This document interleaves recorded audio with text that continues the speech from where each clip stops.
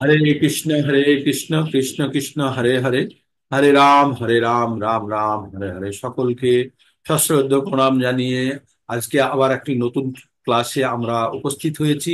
আপনাদের এইভাবে সকলের উপস্থিতি ভীষণ ভীষণ ভাবে আমাকে উৎসাহিত করে এবং ভগবানের নাম গান করার জন্য আমরা সবাই মিলে যে উদ্যোগ নিয়েছি, অবশ্যই ভগবান আমাদের প্রতি প্রীত হবেন এবং আমাদেরকে বুদ্ধি দেবেন। তো আমরা এই পর্যন্ত যেটা করে ফেলেছি, আমরা 1 নম্বর অধ্যায় আমরা সম্পূর্ণ করে ফেলেছি, 2 নম্বর অধ্যায় আমরা সম্পূর্ণ করে ফেলেছি, 3 নম্বর অধ্যায়ের মধ্যে আমরা কতদূর পর্যন্ত গেছি, 15 নম্বর পর্যন্ত বুঝি চলে গেছি। 3 নম্বর অধ্যায়টি হয়তো আপনাদের 2 নম্বর অধ্যায়টি একটু ভালো লেগেছিল, এখন 3 নম্বর অধ্যায়টি অত হয়তো ভালো লাগছে না। যখন 4 নম্বরে চলে যাবেন তখন 3 নম্বরটি সহজ হবে।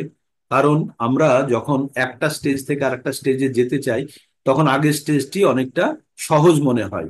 আর না হলে কি হয়, প্রথমে কিন্তু কঠিন মনে হয়, তারপরে আস্তে আস্তে ওটাকে সহজ মনে হয়ে যাবে। আপনারা যারা রেকর্ডিং পাঠিয়েছেন তাদেরকে দুটো রেকর্ডিং পেয়েছি, ভালো লাগলো।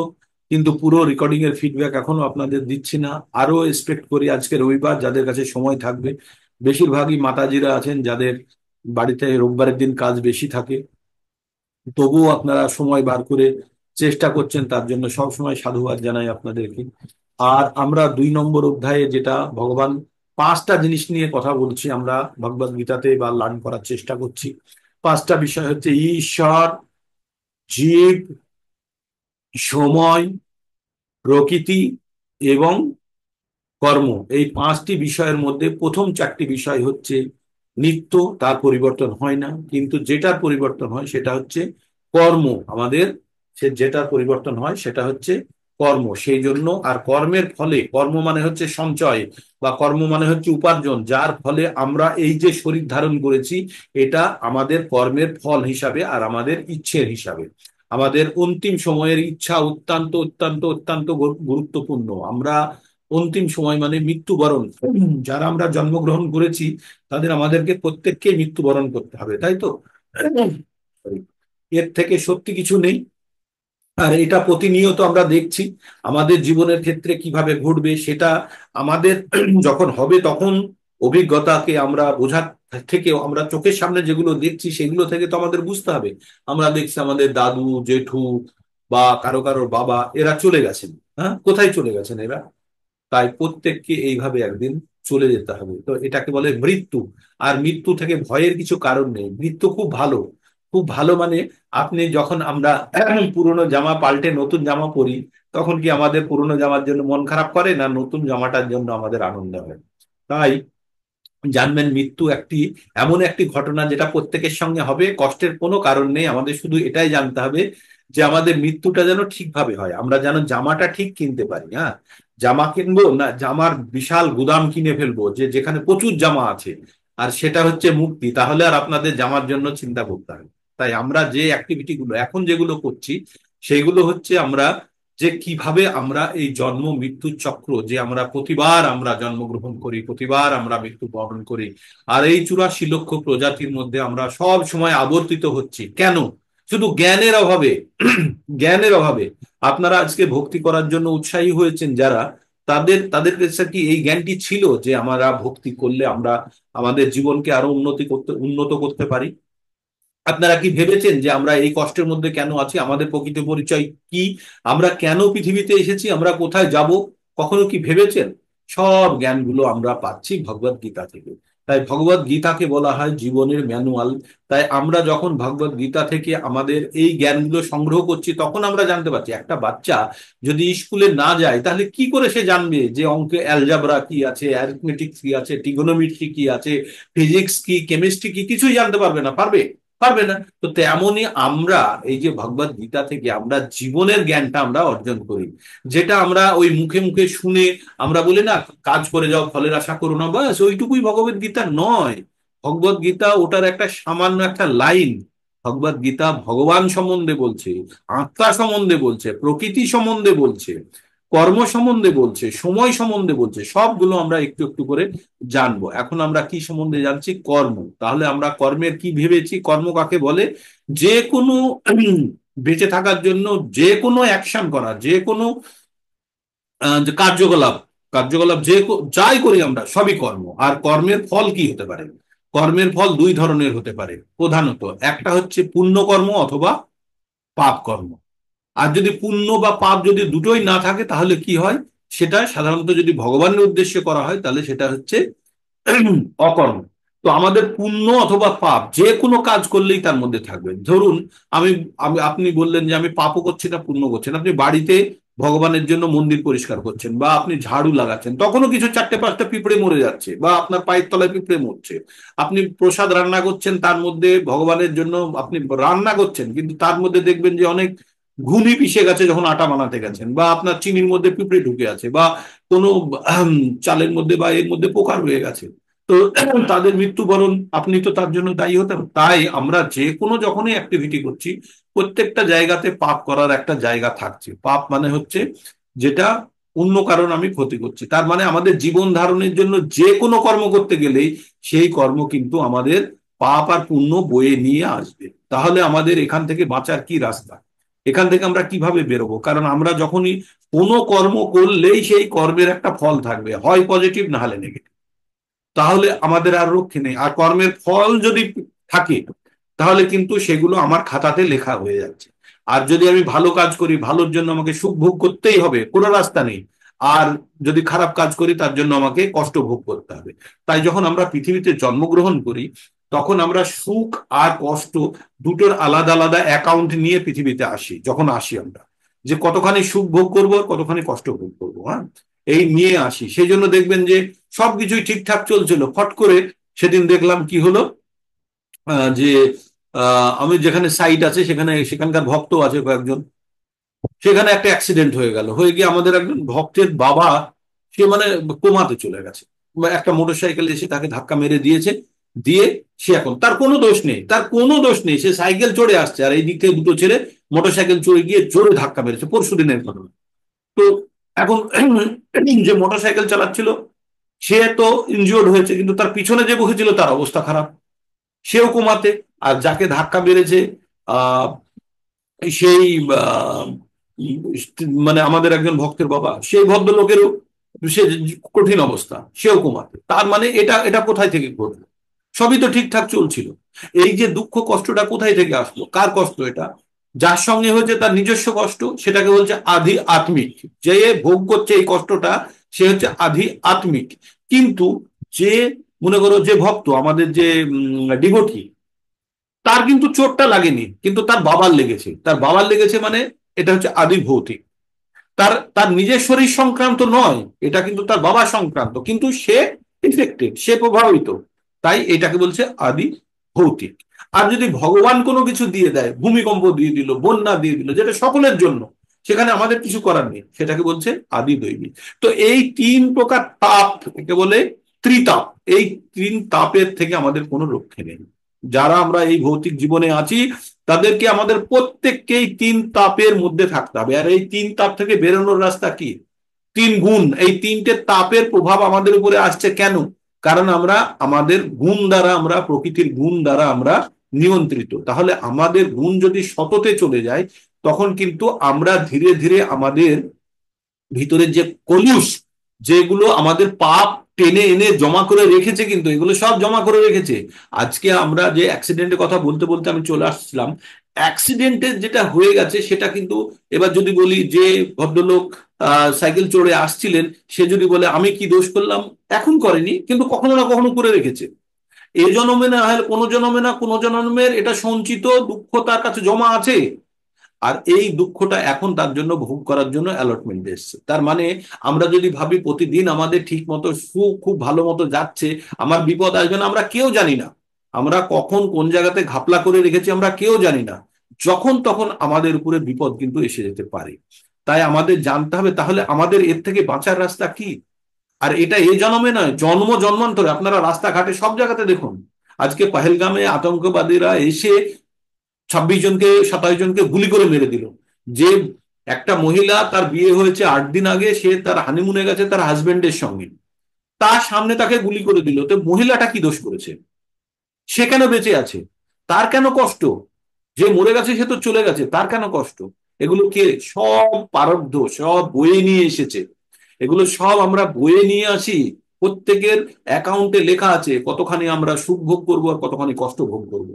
এটা লেখা আছে, যেদিন কষ্ট আসে সেই দিনই আমরা ভাবতে শুরু করি কেন আমার কষ্ট আসে। কিন্তু আমাদের জানতে হবে, প্রত্যেকটা মুহূর্তে আমাদের জানতে হবে যে যখন তখন কষ্ট আসতে পারে, কারণ আমরা জানি না তো আমরা কি করে রেখেছি। আর এর পরের জীবন যে আমাদের ভালো হবে তারও কোনো গ্যারান্টি নেই, আরো খারাপ জীবন হতে পারে।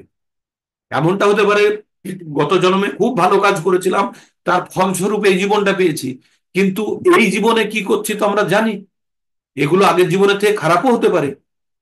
তাহলে তো আমাদের পতন হয়ে যাবে। আর পতন হলে কি হবে, কষ্ট দুঃখ থাকবে। আমরা যখন আমাদের থেকে বেশি কষ্টে আছে তাদেরকে দেখি আর কি ভাবি, এ লোকগুলো কি কষ্টে আছে, চলো পরবর্তীতে আমাকে দেখেও কেউ বলবে এ কি কষ্টে আছে, কারণ আমি জানি না আমার পরবর্তীতে কি জীবন। তাই আমরা যখন কোনো ক্লাসে পড়াশোনা করি তখন আমাদের সবসময় মাথায় রাখতে হবে, যদি আমি ক্লাসে ঠিক মতো পড়াশোনা করি তাহলে কিন্তু পরীক্ষার খাতায় আমি ঠিক করে লিখতে পারবো। আর পরীক্ষার খাতায় নিজের কনফিডেন্সে যদি আমরা লিখতে পারি, অবশ্যই আমাদের রেজাল্ট ভালো হবে পরের ক্লাসে, তাই না? তো তেমনি আমরা এই জীবন অবস্থায় থাকতে, এই যে আপনারা ভগবত গীতা সকাল সকাল শোনেন বা ভগবত গীতার কথা বা ব্যাখ্যা যেগুলো শুনছেন, সেগুলোতে আপনাদের মনের কিন্তু শুদ্ধিকরণ হচ্ছে। আর এটাতে আপনাদের ভাবনা চিন্তার যে বিস্তৃতি সেটা বাড়তে থাকছে, এবং আপনারা প্রকৃত অর্থে ভাবতে জীবনকে জানার চেষ্টা করছেন। এতদিন পর্যন্ত হয়তো কখনো এই কথাগুলো আমি কাউকে বলিও নি, বা আপনারা শোনারও চেষ্টা করেননি, বা সুযোগও আসেনি। অনেকে হয়তো কিছুটা কিছুটা শুনেছেন, কিন্তু প্রত্যেকটা মুহূর্তে আমরা এটা বিশ্লেষণ কেন করি? কারণ আমাদের যে বিলিভ সিস্টেম, আমাদের যে বিশ্বাসটা, সেটাকে শক্ত করার জন্য কি, যে বিপদ কিন্তু সকলের জন্য দাঁড়িয়ে আছে সামনে। মহান ভয় কি? মৃত্যু ভয়। আর মৃত্যুর পরে কোথায় গিয়ে উঠবো আমরা জানি না। মৃত্যু যদি একটা নদী হয়, আর সেই নদীতে ডুব দিয়ে আমরা তো জলে তো নেমে পড়লাম, কিন্তু ওপারে কি আছে তো জানি না। তাহলে ওপারে যদি একটা সুন্দর ঘাট পেতে হয় যেখানে একদম সুন্দর, পায়ে কাদা লাগবে না, ভালোভাবে উঠবো, তাহলে আগে থেকেই আমাদের সেই ঘাটটাকে পছন্দ করতে হবে, তাই না? আর যদি ভাবি যে আমাকে জলে ডুবি দিতে হবে না, আমি একদম নৌকাতে বসবো আর ওই পারে গিয়ে সুন্দরভাবে উঠে যাব, সেটারও অবস্থা আছে। তো তাহলে আমরা যে ভগবত ভক্তি করছি বা চেষ্টা করছি, এটা কি? এটা হচ্ছে সুন্দরভাবে আমাদের যেন ট্রানজিশন হয়। ট্রানজিশন মানে একটা জায়গা থেকে আর একটা জায়গাতে যাওয়াটাকে বলে ট্রানজিশন। তো আমাদের এই জীবন থেকে পরবর্তী জীবনে যেন স্মুথ প্রভাবও হয়, মানে সম্পূর্ণ সুন্দরভাবে যেন আমরা একটা স্বর থেকে আর একটা স্বরে, যেমন আমরা বাজনার সময় করি, তেমনি এই জীবন থেকে আর একটা জীবনে যেন সুন্দরভাবে প্রবাহিত হতে পারি, যারা আর পরবর্তী জীবন চান। আর যারা চান না যে আমার আর এই মানব জীবনের প্রতি আমার কোনো আশা আকাঙ্ক্ষা নেই, তাদের জন্য আবার শুদ্ধিকরণের আলাদা পদ্ধতি আছে। তাদের আরো কঠিন পরিশ্রম করতে হবে, ভগবানের প্রতি আরো সম্পূর্ণভাবে সমর্পণ আসতে হবে, তাহলে তারা জন্ম মৃত্যু চক্র থেকে বেরোবে। কিন্তু যারা সেটা করতে পারবেন না, যারা জেনে গেছেন যে এর বেশি আমার কিছু সম্ভব নয়, তারা করুন, পরবর্তী জীবনটা আপনার কাছে সুন্দর প্ল্যাটফর্ম হবে। তাই তো ভগবান এক জায়গাতে বলছে, প্রাপ্য পুণ্য কিটাং লোকানুস্থিতা শাশ্বতী সমা সুচিনাং শ্রীমতাং গেহে যোগভ্রষ্ট অভিজায়তে। আপনারা দেখবেন যে একটা বাড়িতে একই সময় দুটো বাচ্চা জন্মগ্রহণ করলে, একই সময় তিথি নক্ষত্র সবকিছু ঠিক আছে, কিন্তু দুটো বাচ্চার ভবিষ্যৎ দুই রকম, তাই না? কেন? যদি গ্রহ নক্ষত্র তিথি দেখেন, একই পাড়াতে একই সঙ্গে দুটো বাচ্চা জন্ম করলো, একটা বড় লোকের বাড়িতে একটা গরিব মানুষের বাড়িতে, দুটো, যদি আমরা যদি তিথি নক্ষত্র দেখেই যদি বলি তাহলে তো একই হওয়া উচিত না, ওদের দুজনে ভাগ্য। কিন্তু না, কারণ তাদের কাছে আরো আলাদা আলাদা ব্যাগ রয়েছে। কেউ জানে না আমাদের ব্যাগের মধ্যে কতখানি ভালো সোনা আছে আর কতখানি বোঝা আছে, যে এটাকে আমাকে বয়ে বেড়াতে হবে, তাই না? তো সেই জন্য আমাদের সবসময় জানতে হবে যে এই মানব জীবন মানে হচ্ছে প্রচন্ড মূল্যবান, প্রচন্ড মূল্যবান। মানে আমি আপনাদেরকে, হয়তো আপনারা ভাববেন যে প্রভু হয়তো অনেক এক্সাইটেড হয়ে বলছেন, না, আপনারা অনেক ভাগ্যবান যে অনেক জন্মের পরে আমরা এটা বুঝতে পেরেছি যে ভক্তি করার প্রয়োজন আছে।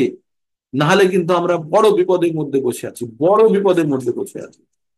তো এই জিনিসটা যখন আমরা বুঝে যাব, তখন আমরা তো সঠিক পদক্ষেপ নেব। আমি যদি জেনে যাই যে আমি প্রতিবার আমি অন্যায় করলে প্রতিবার আমি পানিশমেন্ট পাচ্ছি, তাহলে আমাকে অন্যায় থেকে বিরত থাকতে হবে। তো তো ভক্তিটা সেই জন্যই করা, ভক্তিটা ভগবান ভগবত গীতা, একমাত্র উদ্দেশ্য ভগবত গীতা, যে মানুষের মধ্যে ভগবানের জ্ঞান প্রবেশ করানো, ভগবান সম্বন্ধে জানা, আর আত্মা সম্বন্ধে জানা, কি করণীয় কি করণীয় নয় সেগুলো সম্বন্ধে জানা। তো এটাই আমাদের ভগবত গীতা পঠনের উদ্দেশ্য। তো আমি আজকে কেন এই কথাগুলো বলছি, কারণ আমি বললাম 1 মাস আমাদের প্রায় ক্লাসগুলো হয়ে গেছে। আপনারা প্রতিদিন এই ক্লাসে কষ্ট করে জয়েন করছেন, কিন্তু আপনাদের জানতে হবে যে আপনারা প্রকৃতপক্ষে কিছু গ্রহণ করতে পারছেন কিনা। যদি না পারেন তাহলে আমাকে ভাবনা চিন্তার মধ্যে পরিবর্তন আনতে হবে। আর যদি প্রোগ্রেস হয় আপনাদেরকেও দেখতে হবে যে সত্যি আপনারা কি কিছু শিখতে পাচ্ছেন, বা যেটা শিখছেন সেটা কি সত্যি অথেন্টিকেটেড। অথেন্টিকেশনের জন্য আপনাদের কাছে পুস্তক আছে, আপনারা দেখে নিতে পারেন। আর অবশ্যই আপনারা পরম্পরা পরম্পরাগত ভাবে আপনাদের শিখতে হবে। যে যার কাছ থেকে শিখবেন তার যেন গুরু থাকে, আর তার আবার যেন গুরু থাকে, আর সেই গুরু যেন পরম্পরা ভাবে হয়। যে গ্রন্থটি আমরা পড়বো সেটি যেন অথেন্টিকেটেড হয়। তো এইভাবে আমরা একটা সোর্সকে বেছে নিয়েছি। তো এই অবস্থাতে আপনাদেরকে প্রত্যেককে কিন্তু নিজেকে একবার অ্যাসেস করে দেখতে হবে যে আমরা যেটা করছি সেটা ঠিক করছি কিনা, বা ঠিকভাবে করছি কিনা, ঠিক করছি না ঠিকভাবে করছি কিনা। এটা খুব প্রয়োজন। আর আমাদের মানব জীবনের উদ্দেশ্য এক প্রতিদিন সংগ্রাম করলে হবে না মনের সঙ্গে যে আমি ঠিক করছি কিনা।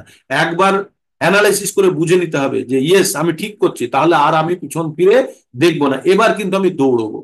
এবার কিন্তু আমি দৌড়বো কিসের জন্য? যে ভক্তির পথে চলতে গেলে যে যে জিনিসগুলো করণীয় সেইগুলো আমাদেরকে সঠিকভাবে করতে হবে। ভক্তির পথে চলতে গেলে যেটা করণীয় সেটা হচ্ছে, প্রথম হচ্ছে ডিসিপ্লিন, যেখানে আপনারা সবাই মোটামুটি 99% জয় করে বসে আছেন। ডিসিপ্লিন মানে হচ্ছে আর্লি রাইজ করে, পরিষ্কার পরিশুদ্ধ হয়ে, যারা স্নান করতে সম্ভব যাদের জন্য স্নান টান করে, একদম মনে প্রাণে। এই সময় আপনাকে কেউ ডিস্টার্ব করবে না, জাগতিক কোনো কাজ আপনাকে ডিস্টার্ব করবে না। এটাকে বলে ব্রহ্ম মুহূর্ত, যেটা আমরা মোটামুটি সূর্য ওঠার 1.5 ঘন্টা আগে থেকে আমরা ভগবানের নাম জপ, ভগবানের কথা সবগুলো, ভগবানের নাম যতখানি গুরুত্বপূর্ণ, ভগবানের কথা শোনাও ততখানি ইম্পর্টেন্ট, ততখানি ইম্পর্টেন্ট। এটাকে ভগবত সেবা বলে, ভগবত সেবা। যে ভগবত সেবা মানে হচ্ছে যে, তাই একটা শ্লোকে ভাগবতমে বলা আছে নিত্যম ভগবত সেবা, মানে প্রতিদিন আমাদের ভগবতের সেবা করতে হবে। সেবা মানে শ্রবণও একটা সেবা, পঠনও একটা সেবা, কীর্তনও একটা সেবা। তো এইভাবে ভাবতে হবে। তো আপনারা শ্রবণ করছেন, আপনারা শুনছেন, তারপরে নিজে নিজে পড়ছেন, তারপরে স্মরণ করছেন, তো এগুলো হচ্ছে এক একটা সেবা। তো নিত্য যখন আপনারা করবেন তখন অবশ্যই আপনাদের মধ্যে ভক্তির একটা উন্মেষ তৈরি হবে। ভক্তি আপনাদের মধ্যে, প্রত্যেকের মধ্যে আরো প্রবল ভাবে তৈরি হবে। প্রত্যেকের মধ্যে ভক্তি আছে, আপনাদের প্রত্যেকের মধ্যে ভক্তি আছে। আর এই ভক্তি লুকায়িত আছে, সুপ্ত অবস্থায় আছে। যেমন ওই বাজার থেকে চানা কিনে এনে আমরা ঘুগনি বানিয়ে খেয়ে ফেলি, 3 দিন পরে দেখলেন ওয়াশ বেসিনের নিচে একটা অঙ্কুর মতো হয়েছে, সেই অঙ্কুরটা এনে আবার টবে যদি লাগিয়ে দিন ওখানে একটা গাছ তৈরি হয়ে যাবে। কি গাছ তৈরি হয়ে যাবে? একটা ছোলার গাছ তৈরি হয়ে যাবে। তার মানে কি আগের যে ছোলাগুলো আপনি ঘুগনি করে খেয়ে নিলেন তার মধ্যে প্রাণ ছিল না? ছিল। আর এই ছোলাটার মধ্যেই কি শুধু প্রাণ ছিল? না, সকলের মধ্যেই ছিল। তাহলে এই ছোলাটা গজালো, গাছ হয়ে গেল, আর ওইগুলো নষ্ট হয়ে গেল। তেমনই আমরা যারা এই সংসারে আছি প্রত্যেকে এই ছোলার মতো সিদ্ধ হয়ে চলে যাচ্ছে। দুটো একটা ছোলা যেটা হাত থেকে ফসকে পড়ে গিয়ে এই যে সকালবেলাতে আপনারা কিন্তু একটা পরিবেশ পেয়ে গেছেন যেখান থেকে গাছ হওয়ার সুযোগ পাচ্ছেন। না হলে অনেক আপনাদের বন্ধু বান্ধব সংসারে বহু প্রচুর ব্যক্তিত্ব আছে যাদের কোনো ইন্টারেস্টই নয়, তারা সব ওই সিদ্ধ হয়ে ঘুগনি হয়ে যাচ্ছে। তাদের মধ্যে ভক্তি আছে কিন্তু সুপ্ত অবস্থায় আছে। তারকে জাগানোর মতো পরিবেশটা দেওয়া যায় না। হয়তো জলে ডুবিয়েছেন, ভিজিয়েছেন, কিন্তু তারপরে যে অঙ্কুরের সময়টা সে পায়নি, তাই সে চলে গেল, আবার পরবর্তীতে আবার একটা সুযোগ নেবে। তো এইভাবেই আমাদের জীবন চক্র কিন্তু চলছে। তাই আমাদের বুঝতে হবে যে আমরা অত্যন্ত অত্যন্ত দুর্লভ একটা জিনিস পেয়ে গেছে, দুর্লভ, যেটা পাওয়া যায় না।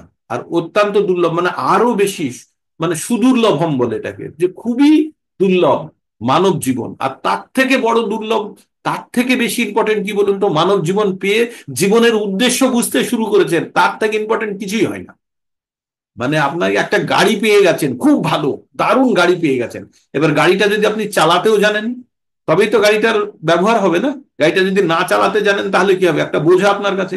তো আমাদের মানব শরীর আমাদের একটা সম্পদ, আর এই সম্পদের ব্যবহার জানা সেটা আরো বড় সম্পদ, তাই না?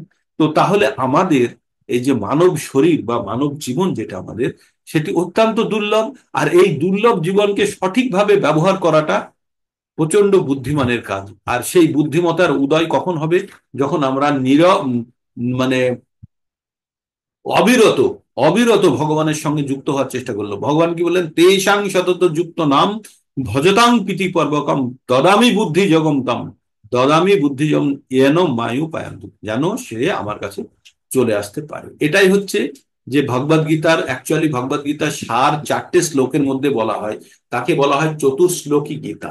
তার তিনটে শ্লোক কিন্তু আপনাদের বলেই দিয়েছি সকাল সকাল। প্রথম শ্লোকটি ভগবান বলছেন, অহম সর্বস্ব প্রভাব মত্ত সর্বং প্রবর্ততে ইতি মত্তা ভজন্তে মাম বুধা ভাব সমন্বিতা। বলছে অহম সর্বস্ব প্রভব, আমি সবকিছুর উৎস, মত্তে সর্বং প্রবর্ততে, আমার দ্বারাই সবকিছু নিয়ন্ত্রিত হচ্ছে, চলছে। ভগবান নিজে বলছেন এটা। অহম সর্বস্ব প্রভব মানে আমি সবকিছুর উৎস, আমার থেকেই সবকিছু উৎপন্ন হয়েছে। মত্তে সর্বং প্রবর্ততে, আমার দ্বারা সবকিছু চলছে, আমাতেই সবকিছু অবর্তিত হচ্ছে। অহম সর্বস্ব প্রভাব মত্তে সর্বং প্রবর্ততে ইতি মত্তা মানে এটা জেনে, ইতি মত্তা ভজন্তে মাম, এটা জেনে যে আমার ভজনা করছে, জানবে বুধা ভাব সমান্বিতা, তার মধ্যে বুদ্ধির উদয় হয়েছে। তার মানে বলছে বুদ্ধির উদয় কখন হবে, জানবে যখন জানবে যে ভগবান সবকিছুর উৎস, ভগবানের দ্বারা সবকিছু নিয়ন্ত্রিত হচ্ছে। এইটা জেনে যে ভগবানের সবসময় ভজনা করবে, ভগবানের সেবা করবে, ভগবানের নাম গান করবে, ভগবানের প্রতি কৃতজ্ঞ থাকবে, জানবে তার মধ্যে বুদ্ধির উদয় হয়েছে। এবার আমরা কি করে জানবো বুদ্ধির উদয় হয়েছে? তারপরে শ্লোকে বলছে মচ্চিত্তা মদ গত প্রাণা বোধায়ন্ত পরস্পরম। মচ্চিত্তা মদ গত প্রাণা মানে আমাতে মন আর চিত্ত লাগিয়ে, বোধায়ন্ত পরস্পরম মানে নিজেদের মধ্যে কথা বলছে, নিজেদের মধ্যে কথা বলছে। ভগবানে মন আর চিত্ত লাগিয়ে, যেমন আপনাদের সঙ্গে আমি কথা বলছি বা আপনি আমাদের সঙ্গে কথায়ন্তশ্চ মাং নিত্যম, একদিন না সব সময়তেই এরকম করছে, কথা বলছে। তুষ্যন্তি চরমন্ত, আর এই কথাগুলো কিন্তু বোঝা নয়, এই কথাগুলো বলে আনন্দ উপভোগ করছে, রোমাঞ্চিত হচ্ছে। এটা যখন এটা হবে তখন জানবেন যে তাদের মধ্যে বুদ্ধির উন্মেষ হতে শুরু করেছে, তাদের মধ্যে বুদ্ধি আসতে দিতে শুরু করেছে ভগবান। তাই বলছে অহম সর্বস্ব প্রভাব মত্তে সর্বং প্রবর্ততে ইতি মত্তা ভজন্তে মাম বুধা ভাব সমন্বিতা। তারপরে বলছে মচ্চিত্তা মদ গত প্রাণা বোধায়ন্ত পরস্পরম কথায়ন্তশ্চ মাং নিত্যম তুষ্যন্তি চ রমন্তি চ। এই দুটো বলার পরে ভগবান বললেন তেষাং সতত যুক্ত নাম ভজতাং প্রীতিপূর্বকম দদামি বুদ্ধি যোগম তাম জ্ঞান মায়ু পায়ন্তি। এইভাবে সব সময় যুক্ত হয়ে যারা আমার ভজনায় যারা লিপ্ত আছে, তাদেরকে আমি বুদ্ধি দেব, বুদ্ধি যোগ দেব, যাতে তারা আমার কাছে চলে আসতে পারে। তারপরে শ্লোকটাই বলছে কিভাবে বুদ্ধি দেবেন তিনি। তেষামহম অনুকম্পার্থম অহম অজ্ঞান্যম তম নাশ্যম আত্মভাবস্থ জ্ঞান যোগেন ভাষ্যতা। বলছে মনের মধ্যে অন্ধকার রূপী যে অন্ধকার, অজ্ঞানতার অন্ধকার আছে, আমাদের ভিতরে অজ্ঞানতার অন্ধকার আছে, সেই অজ্ঞানতার অন্ধকারকে ভগবান বলছেন যে অজ্ঞানতার অন্ধকার আমি দয়া করে তার মনের মধ্যে জ্ঞানের দীপ জ্বালিয়ে দেবো, দিয়ে তার মনের মধ্যে যত অজ্ঞানতার অন্ধকার আছে আমি দূর করবো। তো ভগবান এই চারটে শ্লোককে বলা হয় ভগবদ গীতার সার। তাহলে ভগবদ গীতার সার কি? ভগবান সবকিছুর উৎস, ভগবান সবকিছু নিয়ন্ত্রণ করছে, এটা জেনে যারা ভগবানের ভজনা করছে তাদের মধ্যে বুদ্ধির উদয় হয়েছে। আর ভজনাটা কিভাবে করছে, তার ভক্তদের মধ্যে নিজেদের মধ্যে কথা বলছে, বলে আনন্দিত হচ্ছে, রোমাঞ্চিত হচ্ছে। আর এই রকম কাজকলাপ যে সতত নিরন্তর করছে, ভগবান তাদেরকে কি করছে, বুদ্ধি দিচ্ছেন। সেই বুদ্ধি কিভাবে দিচ্ছেন, তার মনের মধ্যে অন্ধকার রূপী যে অজ্ঞানতার অন্ধকার আছে তার মনের মধ্যে, সেখানে তিনি জ্ঞানের প্রকাশ জ্বালিয়ে, জ্ঞানের দীপ জ্বালিয়ে মনের মধ্যে অন্ধকার, অজ্ঞানতার অন্ধকার দূর করছেন। তো এই হচ্ছে ভগবদ গীতার সার। ভগবদ গীতার সার কি? ভগবান সম্বন্ধে জানো, ভগবান সম্বন্ধে জেনে ভগবান সম্বন্ধে ভজনা করো, ভগবান তাতে তুষ্ট হয়ে তাতে বুদ্ধি দেবে, আমার মনের মধ্যে যে অন্ধকার রূপী অজ্ঞানতা আছে সেটা দূর করবে। আর তাতে কি হবে, যেন পায়ন্ততি, যেন সর্বশেষে অন্তে নারায়ণ স্মৃতি, যেন ভগবানের স্মরণ করে আমরা এই যে কষ্টের জীবন থেকে আমরা যেন মুক্ত হতে পারি। এটাই আলটিমেট ভগবদ গীতা পঠনের উদ্দেশ্য। এটাই এটাই আমাদের ভগবদ গীতা পঠনের উদ্দেশ্য। আর এই জ্ঞান যে পেয়ে গেছে, এই জ্ঞান পাওয়ার পরে যে তার অনুশীলন করছে, যে সে মুক্ত পুরুষ, তার কাছে আর কিছুই বাকি নেই, সে মুক্ত, সে পৃথিবীতে থাকলেও সে মুক্ত। কারণ সে আলটিমেট জিনিসটা জেনে গেছে। কেউ যদি পরীক্ষার খাতায় খুব ভালোভাবে লেখে, সুন্দরভাবে লেখে, লিখলে সে রেজাল্ট বেরোনোর জন্য অপেক্ষা করবে না, সে জানে আমি পাশ হয়ে গেছে। তো তেমনি আপনারা যারা এই সকালবেলার অনুষ্ঠানে যুক্ত থাকেন, যারা ভগবত কথা শোনেন, যারা ভগবতের গীতার অনুশীলন করছেন, যারা শুনছেন, বা যারা অন্যকে শোনাচ্ছেন, এগুলোই হচ্ছে ভজনা ক্রিয়া, এগুলোই হচ্ছে ভগবত সেবা। আর এই ভগবত সেবাতে ভগবান সন্তুষ্ট হয়ে আপনাদের প্রত্যেককে জ্ঞান দেবে এবং দিচ্ছে জ্ঞান। আপনারা হয়তো এখন বেশার করতে পারছেন না বা পরিমাপ করতে পারছেন না, ভগবান দিচ্ছে আপনাদেরকে। আর এই জ্ঞান দ্বারাই কি হবে? মুক্তির রাস্তা খুলে যাবে। কারণ আপনাদের প্রত্যেককে জানতে হবে কারো লক্ষ্যে নেই, প্রত্যেককে মৃত্যুর দরজা দিয়ে যেতে হবে। আর যারাই মৃত্যুর দরজা দিয়ে যাবে, 2 নম্বর অধ্যায় 27 নম্বর শ্লোকটা কি পড়লাম আমরা? জাতস্যই ধ্রুব মৃত্যুর ধ্রুবং জন্ম মৃতস্য চ। যে জন্মগ্রহণ করেছে তার মৃত্যু হবেই, আর যার মৃত্যু হবে তার আবার জন্ম হবে। তার মানে একটা ঘরের দরজা দিয়ে যেই বেরোচ্ছেন আপনি দেখবেন অন্য ঘরে ঢুকে গেলেন, ওই ঘর থেকে বেরোচ্ছেন তো আবার আর একটা ঘর, মানে একটা ঘরের দরজা যখন শেষ হচ্ছে ওই দরজাটা আবার অন্য ঘরের প্রবেশ পথ, তাই না? তাহলে মৃত্যু হচ্ছে আমাদের এমন একটি জাংশন যেখানে গিয়ে আমরা নেমে আবার অন্য ট্রেনে চড়বো। এবার যে অন্য ট্রেনে কোন ট্রেনে চড়বো সেটা নির্ভর করছে যে আমার কাছে কত টাকা আছে, কি ধরনের সিট আমি আগে বুক করেছি, তাই না? কেউ যদি আগেই যদি টিকিট বুক করা থাকে তাহলে তাকে আর ধাক্কা ধাক্কি মেরে তাকে আর কষ্ট করতে হবে না, সে ভালো সিটটাই পেয়ে যাবে। হুম।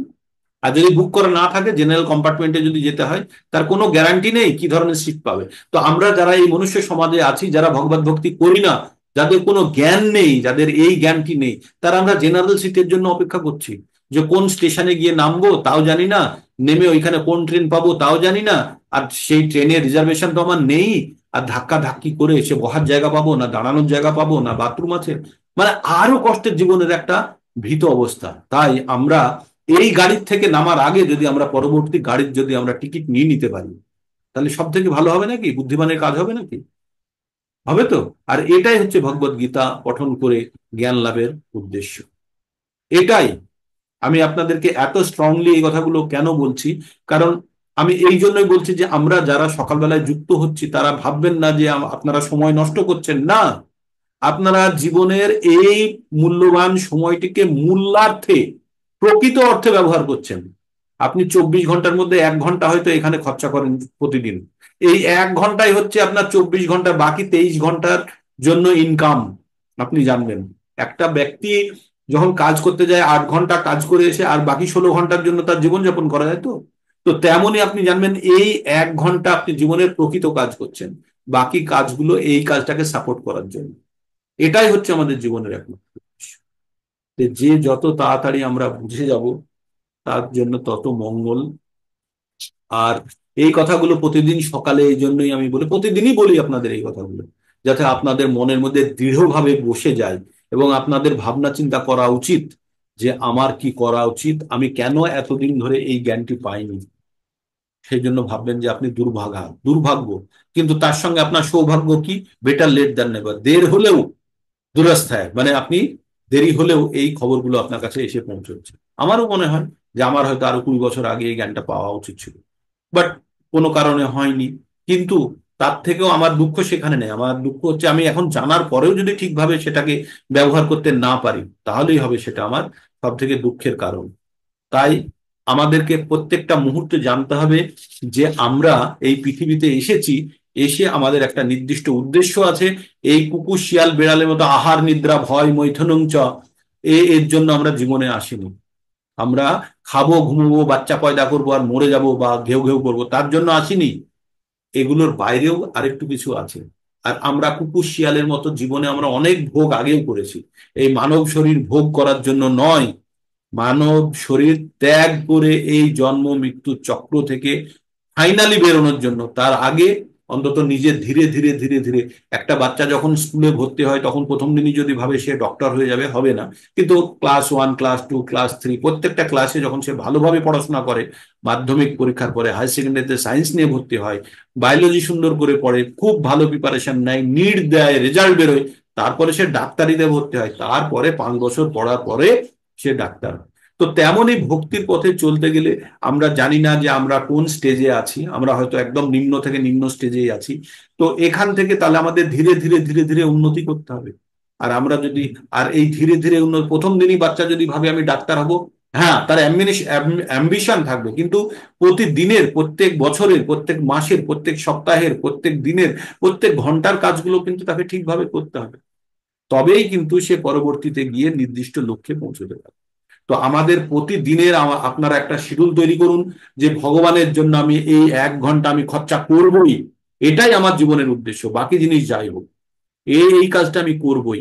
আর একটা জিনিস ভাবতে হবে, আমি 1 ঘন্টা লেকচার শুনবো, আমি প্রস্তুত করব, আমি মনন করব, আমি কি শুনলাম শুনবো, আর আমি অন্যকে শোনানোর চেষ্টা করব। আ- শিক্ষার সব থেকে বড় মানে পদ্ধতি হচ্ছে কি বলুন তো, যে নিজে যতখানি লার্ন করলাম ওটা যখন আপনি অন্যকে শেখাতে যাবেন, তখন আপনার লার্নিংটা, আপনার শিক্ষাটা আরো সুন্দর হয়ে উঠবে। আমি হয়তো আপনাদের শেখাতে পারছি কিনা জানি না, তবে আমার লার্নিংটা যে বেটার হচ্ছে তাতে কোনো সন্দেহ নেই। হয়তো আপনাদের কারোর কানে ঢোকে, কারো বোঝেন না, হয়তো আপনাদের মনে হয় যে কি বলে সকালে, কিন্তু আমার লার্নিংটা আর একটু বেটার হচ্ছে প্রত্যেক মুহূর্তে, আমি এটা অনুভব করি। তাই আপনাদেরকেও আমি বলছি যে আপনারাও একজন অন্তত খুঁজে বার করুন যাকে আপনি ভগবান ভক্তি সম্বন্ধে তার সঙ্গে আলোচনা করবেন, তাকে বোঝানোর চেষ্টা করবেন। যখনই বোঝাতে যাবেন তখন আপনাকে বই খুলতে হবে, কারণ আপনি খালি মাথায় তো বলতে পারবেন না। তাহলে আপনি যেই পঠন করবেন তখন আপনাকে নিজেকে আপনি সাহায্য করতে পারবেন। তো আমরা যে শ্লোকটি পড়েছিলাম, কি কি পড়েছিলাম আমরা? আমরা পড়েছিলাম যে কর্ম করলে হয় যজ্ঞ, যজ্ঞের ফলে কি হয় বৃষ্টি, আর বৃষ্টি থেকে হয় কি অন্ন, আর এই অন্ন থেকে হয় আমাদের আমাদের জীবন ধারণ। যে কোনো আমরা জীব যারা জীবন ধারণের জন্য আমাদের খাদ্যের প্রয়োজন। খাদ্য কোথায় থেকে পায়? প্রকৃতি থেকে। প্রকৃতিতে কখন খাদ্য হয়? যখন বৃষ্টিপাত হয়। আর বৃষ্টি কখন হয়? যজ্ঞ করলে। আর যজ্ঞটা কি? কর্মের যজ্ঞ। তাই এখানে 14 নম্বর শ্লোকে যে 14 নম্বর শ্লোকে এটাই বলা বলা হয়েছে, অন্নাৎ ভবন্তি ভূতানি পর্জন্য অন্ন সম্ভবঃ, যজ্ঞাৎ ভবতি পর্জন্য যজ্ঞ কর্ম সম্ভব, কর্ম সম্ভব। তো এই যে বলছে অন্নাদ মানে অন্ন, যেটা আমরা খাদ্য গ্রহণ করি, আমরা অন্ন মানে চাল বা ভাত বুঝি, কিন্তু এখানে অন্ন মানে যে খাদ্যকেই বলছে। আর ভূতানি মানে সমস্ত জীবকে ভূত বলা হয়। পর্জন্য মানে হচ্ছে বৃষ্টি, আর বৃষ্টি থেকে উৎপন্ন হয় কি? আহ বৃষ্টি থেকে অন্ন উৎপন্ন হয়। আর বৃষ্টি হয় যজ্ঞ থেকে, আর যজ্ঞ হয় কর্ম থেকে। তার মানে কর্ম, যজ্ঞ, বৃষ্টি, আর তার থেকে অন্ন। আর সেই অন্ন গ্রহণ করে আমরা হেলদি হই, আমরা শক্তি বর্ধন করি, আর আমরা পরবর্তী আমরা আবার জীবন সৃষ্টি করি। এইভাবে আমাদের জীবন এগোতে থাকে। তারপরে তাহলে আমরা আমরা কি পড়লাম? আমরা পড়লাম যে অন্ন থেকে, অন্ন কোথায় থেকে হচ্ছে? বৃষ্টি থেকে। বৃষ্টি কোথায় থেকে হচ্ছে? যজ্ঞ থেকে। যজ্ঞ কোথায়? কর্ম। তো এই একটা সিকোয়েন্স। যজ্ঞ মানে আমি বলেছি না হোম যজ্ঞ বা সেগুলো যজ্ঞ নয়। যজ্ঞ মানে হচ্ছে ভগবানের নামের জন্য বা ভগবানের গুণগানের জন্য নির্দিষ্ট পদ্ধতিতে কানেক্ট হওয়ার একটা একটা পদ্ধতি। তো বর্তমানে কলিযুগের যুগ ধর্ম হচ্ছে কি?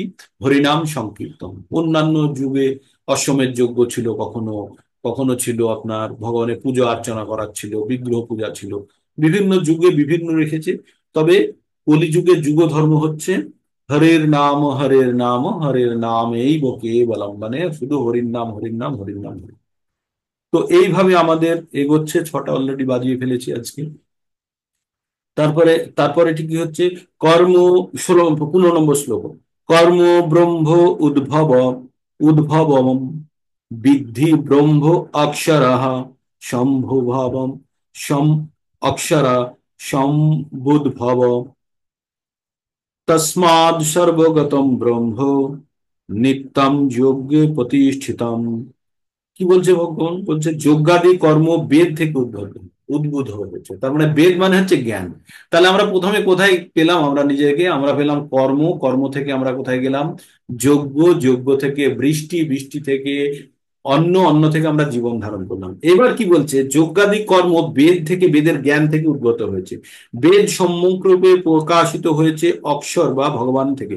দুই ধরনের, একটা হচ্ছে ক্ষার আর একটা বলে অক্ষর, মানে ক্ষার আর একটা হচ্ছে অক্ষর। অক্ষর মানে হচ্ছে অব্যয়, যার ক্ষয় নেই, সেটা হচ্ছে ঈশ্বর। আর আমাদের হচ্ছে ক্ষয়, মানে আমরা ভূত জীব, তাদের বলা হয় ক্ষার। তো এখন আমরা জানবো যে পরমেশ্বর ভগবান থেকে বেদ প্রকাশিত হয়েছে, বেদ থেকে হচ্ছে জ্ঞান, যজ্ঞের জ্ঞান। এইভাবেই মানে আমাদের কাছে যে আজকে যে জ্ঞানটা এসছে, জ্ঞানটা কোথায় থেকে এসছে? বেদ। বেদ মানেই হচ্ছে জ্ঞান। কিভাবে আসলো? শুনে শুনে। বেদকে বলা হয় শ্রুতি। কার থেকে শুনে? যে প্রথমে শুনেছিল। কে প্রথমে শুনেছিল? প্রথমে শুনলেন ব্রহ্মা। ব্রহ্মা কোথায় থেকে শুনলেন? বলছে ভগবান পুরো ডেটাবেস ব্রহ্মার হৃদয়ে প্রবেশ করিয়ে দিয়েছে। এটাই আছে, আমরা ভগবতে আর পরবর্তীতে পড়বো যে ভগবান পুরো জ্ঞানটি ব্রহ্মার হৃদয়ে স্থাপন করেছিলেন। তেনে ব্রহ্মা হৃদি হৃদি তেনে ব্রহ্মা হৃদি, তারপরে আরো কিছু আছে আমি হয়তো মনে করতে পারলাম না। যে হৃদি অধিক বায়ে, অধিক বায়ে, মানে যে ভগবান কি করেছিল, তার হৃদয়ে জ্ঞানটি বসিয়ে দিয়েছিল। যেমন আমরা কম্পিউটার কিনে আনলে কম্পিউটারের মধ্যে হার্ড ডিস্কে প্রচুর জিনিস লোড করে আনি, তেমনি ভগবান যখন ব্রহ্মা থেকে তৈরি করেছিলেন, তো নাভিপদ্ম থেকে ভগবানের ক্ষীরোদায়ক ক্ষীরোদর্শক যে মানে বিষ্ণু আছে, বিষ্ণু তিনটে ইয়ে আছে, কারণদায়ক, গর্ভদায়ক আর ক্ষীরদায়ক। তো গর্ভদায়ক বিষ্ণুর নাভিপদ্ম থেকে ব্রহ্মার উৎপত্তি, আর ব্রহ্মার থেকে সমস্ত জীবকুলের সৃষ্টি। তো এই যে ব্রহ্মা, ব্রহ্মা যখন নিজে একা জীব, তখন সে জ্ঞান কোথায় থেকে? তাই ভগবান বলছে যে ভগবান যখন ব্রহ্মাকে তৈরি করেছিল তার হৃদয়ে জ্ঞানটা স্থাপন করেছিল। তারপরে ব্রহ্মার চারটে মুখ দিয়ে আগে প্রথমে বলেছে, সেই মুখের থেকে শুনে বেদব্যাস সেই বেদকে লেখার রূপ দিয়েছে। ঠিক আছে, তাই জ্ঞানকে লেখা হয়েছে, তাই আমরা বেদ বলি। জ্ঞান, ওটা জ্ঞান, বেদ মানে হচ্ছে জ্ঞান দিয়া। ঠিক, এটা হচ্ছে বেদবিদ, মানে যাদের কাছে জ্ঞান আছে তাই। তো এইভাবে আমরা বেদ থেকে আমরা কিভাবে জ্ঞান পেলাম, তারপরে আমরা কর্ম করলাম, কর্ম থেকে যজ্ঞ, যজ্ঞ থেকে বৃষ্টি, বৃষ্টি থেকে অন্ন, তারপরে জীবন ধারণ। এইভাবেই চলছে। তারপরেরটাই কি বলছে 16 নম্বরের, এবং প্রবর্তিতং চক্রম নানুবর্তিতীয় হিয়জ অঘায় ইন্দ্রিয়া আরাম মোঘম পার্থ সজীবতি। হে অর্জুন, যে ব্যক্তি মনুষ্য জীবন বেদের দ্বারা প্রতিষ্ঠিত যোগ্য অনুষ্ঠানের পন্থা অনুসরণ করে না, ইন্দ্রিয় সুখে লিপ্ত, সেই ব্যক্তির জীবন বৃথা জীবন ধারণ। তার মানে কি বললো এখানে? কথাটি এখানে খুব গুরুত্বপূর্ণ ভাবে বলেছে। যে ব্যক্তি মনুষ্য জীবনে বেদে বেদে কি লেখা আছে আমাদের? বেদে লেখা আছে কিভাবে জীবন ধারণ করবে, কিভাবে জীবনকে আগে নিয়ে চলে যাবে, জীবনের উদ্দেশ্য কি। এই ভগবত গীতা হচ্ছে বেদের একটা অংশ, সার সংক্ষেপ যদি বলা হয়, বেদান্ত সূত্রের সার সংক্ষেপ হিসাবে ভগবত, মানে মহাভারতের অংশ। তো মহাভারত হচ্ছে পঞ্চম বেদ বলা হয় মহাভারতকে, ঠিক আছে। আর পঞ্চম বেদেরই সার সংক্ষেপ রূপে চলে এসছে ভগবত গীতা। তার মানে ভগবত গীতাতে যত জ্ঞান আছে সব বেদের জ্ঞানেরই সার সংক্ষেপ রূপে এখানে প্রবর্তিত আছে। আর এখানে কি বলছে? যে ব্যক্তি এই মনুষ্য জীবনে বেদের দ্বারা প্রতিষ্ঠিত যোগ্য অনুষ্ঠানের পন্থা অনুসরণ করে না। কি যোগ্য?